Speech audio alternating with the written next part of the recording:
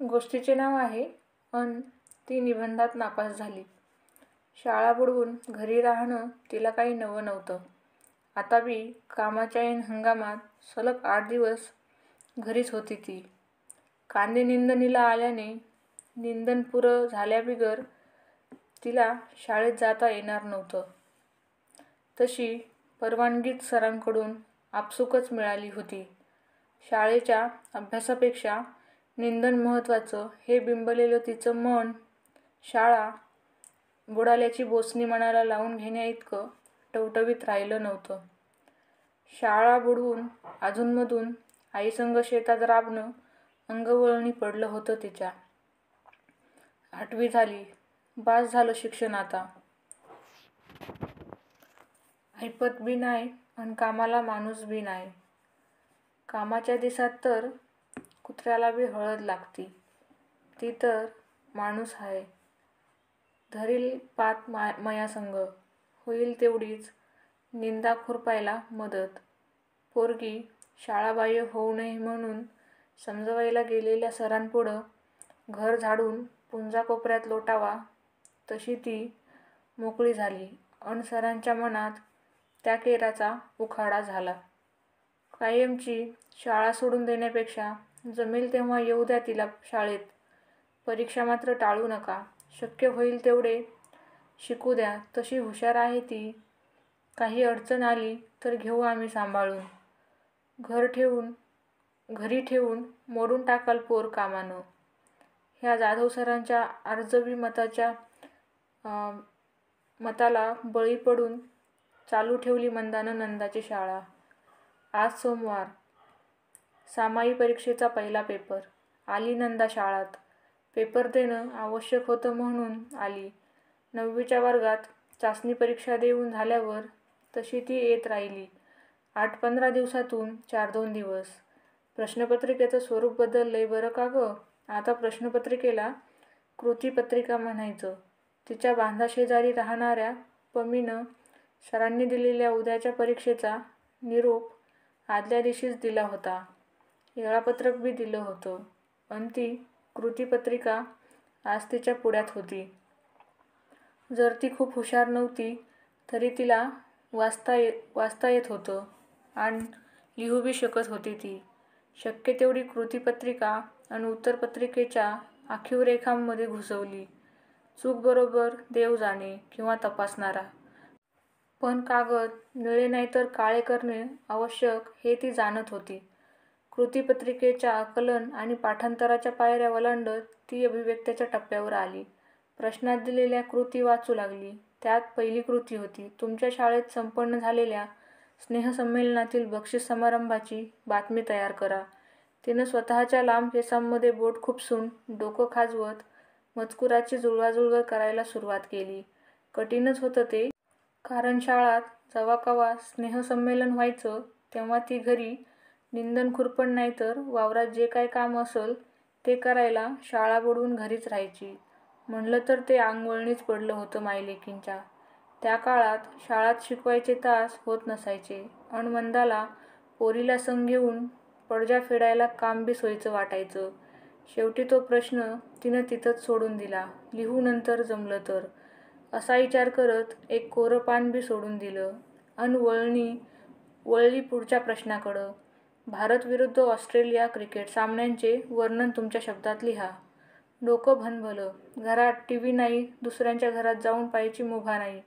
Cricket खेळाची माहिती नाही अन आवड बी नाही. तशात पोटाच्या प्रश्नानं तिचं पोरवय आधीच हिसकावून घेतल्यालं. लहानपणचे खेळ बी वयासंग निसटून गेलेले अन या प्रश्नाला दुसरा पर्याय बी नाही. सगळेच प्रश्न असे सोडून दिले तर पास कसं होणार. ती स्वतःचंच डोकं खाऊ लागली. मग तिनं विचार केला अन लिहू लागली धाड-धाड त्या प्रश्नाचं उत्तर. आमच्या गावात भारत विरुद्ध ऑस्ट्रेलिया क्रिकेट सामना नुकताच पार पडला. त्या सामन्याची तयारी आमच्याच गावातील काही कॉलेजच्या पोरांनी केली होती. त्यांनी सगळ्यात आधी गावठाण जमिनीवर वाढलेलं गाजरगवत कापून जागा साफ केली. मग एका रोटरीवाल्याला सांगून तेथे रोटरी मारून घेतली. त्यावर टँकरभर पाणी मारून क्रिकेटसाठी मैदान तयार केले. आमच्या मळ्याची वाट आधी त्याच गावठाणावरून जात होती. आता मात्र तेथून कोणालाच जाऊ देत नव्हते. आता मळ्यातून गावात येताना त्या मैदानाला वळसा घालून जावे लागायचे. ज्या दिवशी सामना होणार होता त्या दिवशी त्या मैदानाच्या एका कोपऱ्यात एक मंडप घातला होता. खुर्च्या टाकल्या होत्या. नेमक्या त्याच दिवशी आईने मला गावातल्या दुकानातून चहा पावडर आणायला पाठवले होते. पमीसुद्धा नेमकी त्याच दिवशी गावात आली होती. मग मी आणि पमी खूप वेळ त्या गर्दीत उभे राहिलो. त्या मैदानाच्या मध्यभागी आमच्या गावातील जाधवांच्या संजूने 3 स्टंप दगडाने ठोकून पक्के रोवले. हा संजा स्वतःला फार शहाणा समजतो असं पमी म्हणाली. नंतर प्रमुख पाहुण्याचे भाषण झाले आणि दोन्ही संघाचे कॅप्टन मैदानात उभे राहिले. उन्हाळी पानकळी झाल्यावर डाव सुरू झाला. मग आम्ही दोघी तेथून निघालो. आमच्या कांद्याच्या वावरात पोहोचलो. आज पमीसुद्धा आमच्याच कामात पडजी करणार होती. 2-3 तास फुकट घालवले म्हणून आईने शिव्या दिल्या. पाठीखाली डालून ठेवलेली भाकरी पमीने आणि मी खाल्ली. मग दिवसभर आईसंग उन्हाळ कांदे काढले. सरसकट काढायला आले होते ते.